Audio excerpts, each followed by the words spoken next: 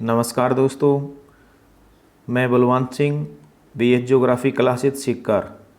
दोस्तों, अपने YouTube channel BS geography classes में आप सभी का स्वागत है। तो दोस्तों, आज मैं आपके लिए लेके आया हूँ भारत के भूगोल के संबंधित 30 मोस्ट इम्पोर्टेंट क्वेश्चन जो कि किसी न किसी परीक्षा में पूछे गए हैं।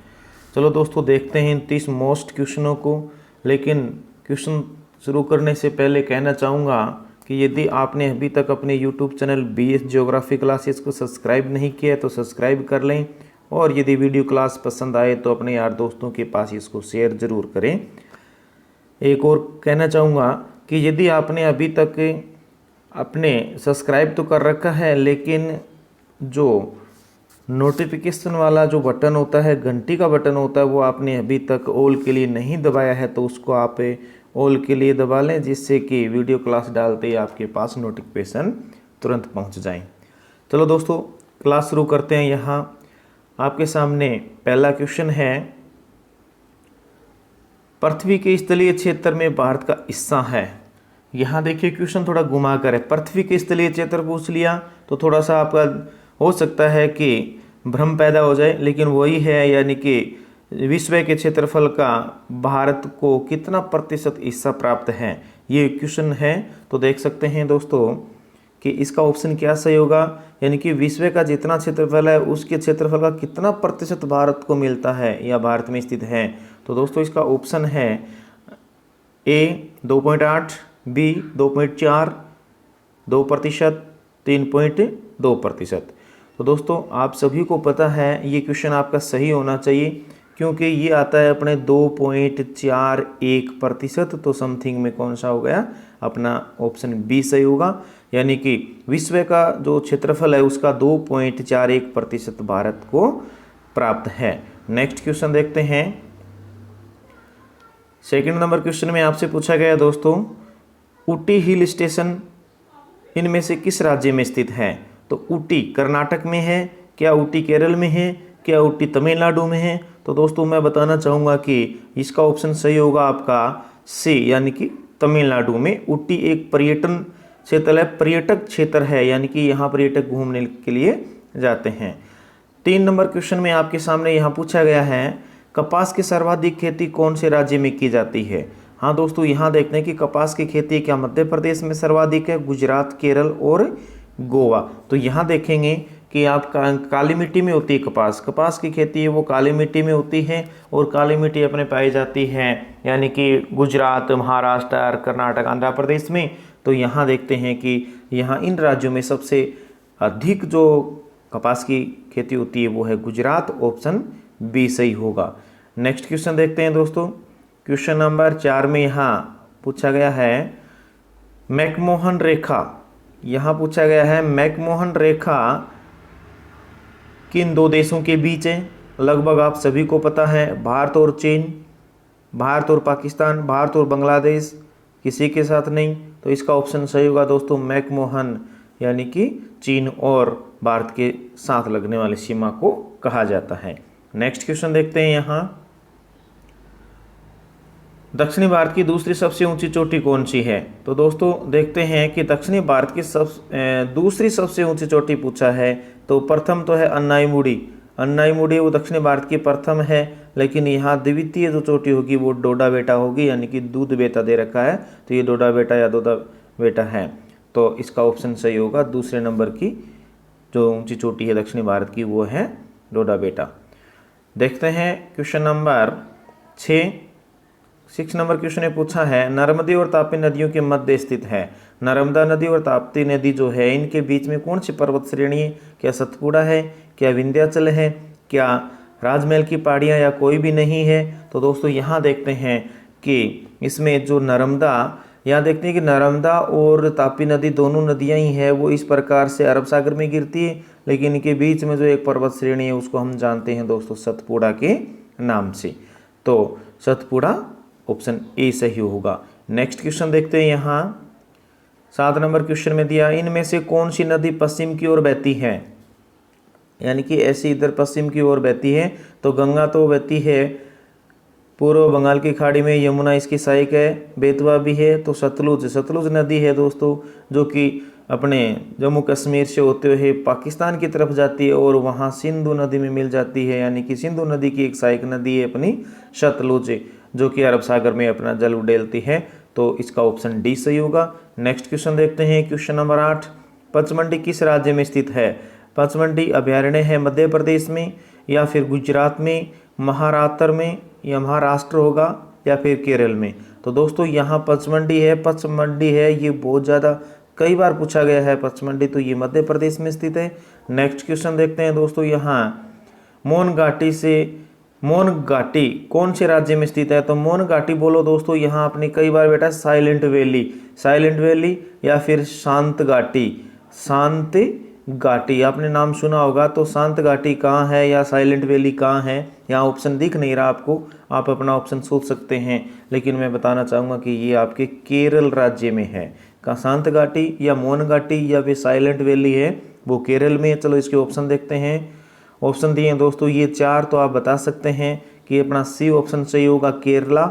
नेक्स्ट क्वेश्चन देखते हैं, क्वेश्चन नंबर 10 में पूछा गया दोस्तों, यहाँ भारत के पूर्वी तट का नाम, यहाँ थोड़ा सा कंफ्यूज करने वाला है, यानी कि ये जो दक्षिणी भारत है यहाँ देखते हैं, तो यहाँ देखिए पश्चिमी तट में यहाँ कोंकण तट है, यहाँ कोंकण तट लगता है, यहाँ मालाबार तट लगता है, यहाँ अपना कोरोमंडल तट लगता है, और यहाँ उत्तरी सरकार तट लगता है इधर। तो दोस्तों यहाँ दो पूर्वी तट पूछा है, तो पूर्वी तट उत्तरी सरकार भी पूर्वी तट ही है और कोरोमंडल भी पूर्वी तट है, लेकिन यहाँ दोनों दे रखे हैं कोरोमंडल और उत्तरी सरकार, तो ये दोनों ही क्या है, पूर्वी तट पर स्थित है। मालाबार तट है वो इधर पश्चिम में है। चलो नेक्स्ट क्वेश्चन देखते हैं दोस्तों, यहाँ कोरोमंडल और उत्तरी सरकार दोनों ही पूर्वी तट है। नेक्स्ट क्वेश्चन देखते हैं, क्वेश्चन नंबर 11 देखते हैं। 11 नंबर क्वेश्चन में दोस्तों यहाँ पूछा गया है आपसे कि निम्न नदियों में से कौन सी नदी अपने मार्ग बदलने के लिए प्रसिद्ध है, यानी कि बाढ़ के लिए प्रसिद्ध है? तो दोस्तों यहाँ गोमती नहीं है, कोसी है और दामोदर है। देखो यहाँ ये नहीं है, कोसी है, दामोदर थी पहले, यानी कि दामोदर पश्चिम बंगाल का शोक कहलाती थी। पश्चिम बंगाल में भयंकर बाढ़ लाकर तबाही मचाती थी दामोदर नदी, लेकिन दामोदर घाटी परियोजना के अंतर्गत इसके ऊपर टोटल 8 बांध बना दिए गए हैं दामोदर नदी और इसकी सहायक नदियों पर, तो इसलिए वहाँ नियंत्रण हो गया है, बाढ़ ज़्यादा नहीं आ पा रही है भी। लेकिन बिहार के अंदर कोसी नदी आज भी ऐसा करती है, तो बिहार का शोक कहा जाता है, यानी कि बिहार का शोक का मतलब यहाँ दुख, क्योंकि बिहार के अंदर हर मानसून काल के अंदर कोसी नदी है वो अपने मार्ग परिवर्तित करके बाढ़ लाती है, तो इसलिए इसको बिहार का शोक भी कहा जाता है, और इसका ऑप्शन सही होगा बी। नेक्स्ट क्वेश्चन देखते हैं दोस्तों, यहाँ अलकनंदा और मंदाकिनी कहाँ मिलती है? अलकनंदा और मंदाकिनी कहाँ मिलती है? तो दोस्तों यहाँ आप ऑप्शन देखेंगे सही होगा बी, यानी कि रुद्रप्रयाग। लेकिन क्वेश्चन ये आ जाए अलकनंदा और भागीरथी के बारे में पूछ लिया जाए, तो ये ऑप्शन आपका ए सही होता है, यानी कि जहाँ अलकनंदा और मंदाकिनी मिलती है वो तो है रुद्रप्रयाग, और जहाँ अलकनंदा और भागीरथी मिलती है वहाँ कहते हैं हम देवप्रयाग। तो दोस्तों इस क्वेश्चन में पूछा गया है अलकनंदा और मंदाकिनी, तो जो रुद्रप्रयाग बी ऑप्शन सही होगा। नेक्स्ट क्वेश्चन देखते हैं, क्वेश्चन नंबर 13 यहाँ पूछा गया है आपसे। क्वेश्चन नंबर 13 में निम्न में से बंगाल की खाड़ी में गिरने वाली कौन सी नदी है? तो यहाँ देखिए ये जो अपना भारत का डायग्राम है या मानचित्र है, तो यहाँ देखिए नर्मदा नदी है वो इधर अमरकटक की पहाड़ियों से निकलकर इस प्रकार से यहाँ गिरती है, यानी कि यहाँ खंबात की खाड़ी या फिर यहाँ है अरब सागर, तो अरब सागर में गिरती है। तापी नदी फिर यहीं से निकलकर इस प्रकार सूरत के पास से नीचे गिरती है, फिर वो भी यहाँ अरब सागर में गिरती है। बीच में पीछे क्वेश्चन आया था कि सतपुड़ा पर्वत श्रेणी है बीच के अंदर इस नदियों के दोनों के, तापी और नर्मदा की। तो ये 2 नदियाँ तो हो गई यहाँ अरब सागर में गिरने वाली। अब बची तीसरी नदी गोदावरी। तो दोस्तों गोदावरी इधर गिरती है, यानी कि बंगाल की खाड़ी में, वेस्ट बंगाल खाड़ी में गिरती है, बंगाल की खाड़ी में गिरती है, तो इसका ऑप्शन सही होगा आपका गोदावरी। नेक्स्ट क्वेश्चन देखते हैं दोस्तों, यहाँ 14 नंबर क्वेश्चन में आपके पास ऑप्शन दिए हैं या क्वेश्चन दिया, महादेव पहाड़ियाँ कौन से राज्य में है। महादेव की पहाड़ियाँ है वो दोस्तों कौन से राज्य में है, तो मध्य प्रदेश के अंदर हैं। अमरकटक की पहाड़ियाँ भी मध्य प्रदेश में, अमरकटक से अपनी नर्मदा नदी निकलती है। दोस्तों अभी तक यदि आपने अपने यूट्यूब चैनल को सब्सक्राइब नहीं किया है तो दोस्तों सब्सक्राइब कर लें। क्योंकि ये अपने की एक बहुत बड़ी आवश्यकता होती है। मनोबल बढ़ता है हमारा, यदि इस प्रकार सब्सक्राइब बढ़ते जाएंगे तो हमारा मनोबल भी बढ़ता जाएगा। और आगे देखते हैं दोस्तों, क्लास अभी ख़त्म नहीं हुई है, आगे कुछ क्वेश्चन दिए हुए हैं। क्वेश्चन नंबर 3, ये क्वेश्चनों की संख्या अब आप क्रम से नहीं ले, क्वेश्चन देख लें केवल। निम्न में से अरावली पर्वत की सबसे ऊंची चोटी कौन सी है, तो अरावली पर्वत की सबसे ऊंची चोटी क्या है, गुरु शिखर, आप सभी को पता है लगभग ही। नेक्स्ट क्वेश्चन देखते हैं दोस्तों, यहाँ निम्नलिखित में से कौन सा भारत का सबसे बड़ा ग्लेशियर है, तो लगभग आप सभी को पता होगा गंगोत्री ग्लेशियर है, यहाँ द्रांग द्रंग ग्लेशियर है, या फिर शफात ग्लेशियर है, और या फिर यहाँ सियाचिन दिया, ये भारत का सबसे बड़ा ग्लेशियर है। नेक्स्ट क्वेश्चन देखते हैं दोस्तों, यहाँ क्वेश्चन पूरा दिख नहीं रहा है, फिर भी हम कोशिश करेंगे इसको पढ़ने की। हाँ, खालिस्तान द्वीप भारत का एकमात्र सक्रिय ज्वालामुखी है। ये जो द्वीप दे रखे हैं ये एक सक्रिय ज्वालामुखी कौन सा है, तो दोस्तों यहाँ भारत में एक सक्रिय जो ज्वालामुखी उसको हम बोलते हैं बेरन आइलैंड। तो बेरन द्वीप है, वो सक्रिय ज्वालामुखी के रूप में माना जाता है, इसका बी ऑप्शन सही होगा। नेक्स्ट क्वेश्चन देखते हैं दोस्तों, यहाँ इस क्वेश्चन में पूछा है कौन सा जलडमरू मध्य भारत और श्रीलंका को अलग करता है। कौन सा जलडमरू यानी कि जलसंधि मानते हैं या जलडमरू मानते हैं, तो यहाँ दिया है डंकन जलसंधि, पाक जलडमरू या जलसंधि, बास जलसंधि और नेमुरो जलसंधि। तो श्रीलंका और भारत के बीच में जो जलसंधि बनती है उसको हम पाक यानी कि पाक जलसंधि बोलते हैं। पाक का मतलब यहाँ पाकिस्तान में होकर, यहाँ पाक का मतलब है दोस्तों पवित्र, यानी कि पाक का मतलब है यहाँ पवित्र जगह से संबंधित है। तो यहाँ देखते हैं आगे नेक्स्ट क्वेश्चन नंबर जो भी हो, टोटल 30 क्वेश्चन थे।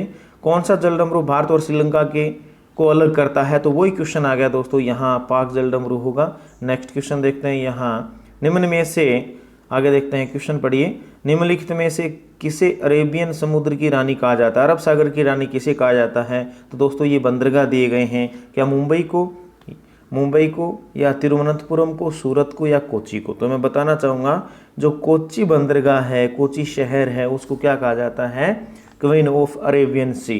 क्वीन ऑफ अरेबियन सी यानी कि अरब सागर की रानी कहा जाता है कोच्चि को। ये कोच्चि है, इसको अरब सागर की रानी कहा जाता है। नेक्स्ट क्वेश्चन देखते हैं दोस्तों, यहाँ इस क्वेश्चन में आपसे पूछा गया है माउंट एवरेस्ट की चोटी पर पहुंचने वाली पहली महिला कौन थी, न कि भारतीय, पहली महिला ही पूछा है, तो इसका ऑप्शन सही होगा आपका बी, यानी कि जुंको ताबेई। नेक्स्ट क्वेश्चन देखते हैं दोस्तों, यहाँ नेक्स्ट क्वेश्चन में पूछा गया है भारत के किस राज्य में सर्वाधिक वन क्षेत्र है, केरल में, मध्य प्रदेश में, महाराष्ट्र में, बिहार में। तो इसका सही ऑप्शन होगा दोस्तों, यदि सर्वाधिक वन क्षेत्र पूछा है तो वो है अपना मध्य प्रदेश। यदि सर्वाधिक प्रतिशत वाला पूछ लिया जाता तो ये होता मिजोरम। नेक्स्ट क्वेश्चन देखते हैं दोस्तों, यहाँ कर्क रेखा निम्नलिखित राज्यों में से किससे होकर नहीं गुजरती, तो राजस्थान से गुजरती है, और यहाँ त्रिपुरा से गुजरती है, मिजोरम से गुजरती है, लेकिन मणिपुर से नहीं गुजरती। दोस्तों इसके लिए हम एक जो सूत्र काम में लेते हैं, यानी कि राम झा को 6 पंगु मीटर, राम झा को 6 पंगु मीटर या बंगु मीटर कर सकते हैं, बंगु मीटर। तो यहाँ देखिए, रा से राजस्थान, मैं से मध्य प्रदेश, जा से झारखंड, को से कुछ नहीं, 6 से छत्तीसगढ़, और बै से बंगाल यानी कि पश्चिम बंगाल, और गु से गुजरात, मी से मिजोरम, त्रै से त्रिपुरा। तो इस प्रकार ये 8 हो जाते हैं। तो इसमें मणिपुर कहीं नाम नहीं आया, तो इसका ऑप्शन सही होगा डी। नेक्स्ट क्वेश्चन देखते हैं दोस्तों, यहाँ नेक्स्ट क्वेश्चन में दिया है फूलों की घाटी राष्ट्रीय उद्यान किस राज्य में स्थित है। फूलों की घाटी, तो ये उत्तराखंड में है दोस्तों। यहाँ उत्तराखंड, हिमाचल प्रदेश, जम्मू कश्मीर और असम दिए हुए हैं, तो इसमें उत्तराखंड ही सही होगा, यानी कि ए ऑप्शन, फूलों की घाटी, जो कि नंदा देवी के अंतर्गत आता है।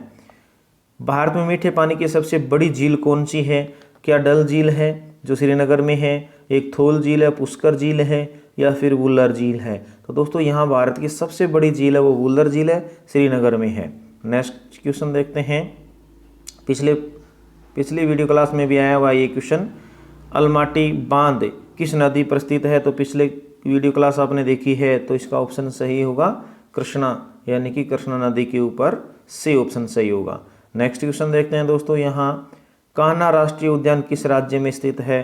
तो उत्तर प्रदेश, राजस्थान और उत्तराखंड, मध्य प्रदेश। तो ये मध्य प्रदेश में है, ऑप्शन बी सही होगा इसका। नेक्स्ट क्वेश्चन देखते हैं दोस्तों, यहाँ भारत में मीठे पानी की सबसे बड़ी झील कौन सी है? ये क्वेश्चन आप अभी किया है आपने, यानी कि वुल्लर झील सबसे बड़ी है। फूलों की घाटी राष्ट्रीय उद्यान कहाँ है? तो ये उत्तराखंड में है। तो इस प्रकार ये क्वेश्चन भी आपके क्लियर हुए। तो इस प्रकार टोटल 30 क्वेश्चन कर चुके हैं दोस्तों हम। तो इस 30 क्वेश्चन में आपको कितने आए थे आप देख सकते हैं, कितना प्रतिशत इस तरह है आपका। तो दोस्तों आज की क्लास में इतना ही, मिलेंगे अगली क्लास में। जब तक जय भारत, जय हिंद।